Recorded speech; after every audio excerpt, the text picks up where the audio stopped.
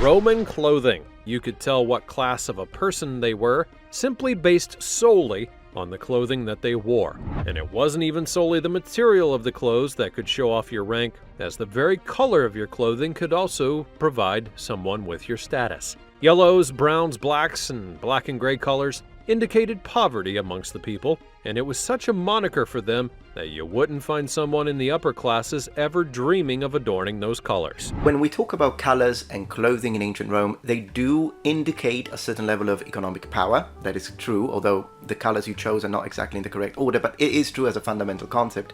They also are connected to a expression code. I'll talk about it in a second. First of all, black is not particularly poor as a tint, and that's the same for all types of colors that weren't faded, because they needed several applications, particularly on linen. And the way the Romans obtained black was not that simple. What they did is that they took iron liming and then they mixed it with walnut husk as a mordant. They used black, for example, for the toga pulla, which is a sign of grieving, sobriety, but also worn to express disapproval. Also, saying that yellow is a poor color or a color of poverty is incorrect.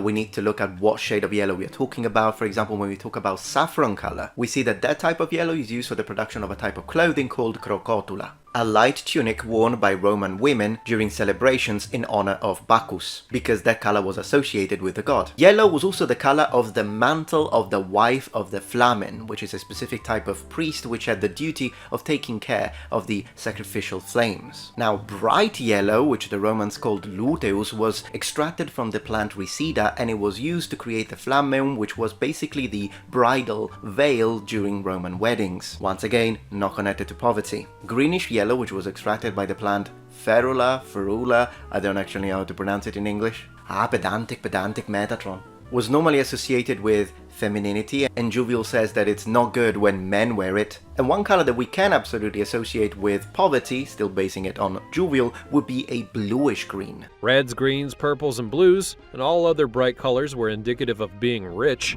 and the only color that was often shared by all classes would be white. Isidoro Sevilla is one of those that connect red with the army. We know that the army would have worn several different types of colors. Well, your statement that white would have been the most common is also incorrect, because in order to get white, they needed to bleach both linen and wool. And the reality is that even though they could do it, and oftentimes the army does wear white, for example during military parades, the most simple would have been an undyed linen or an undyed woolen tunic.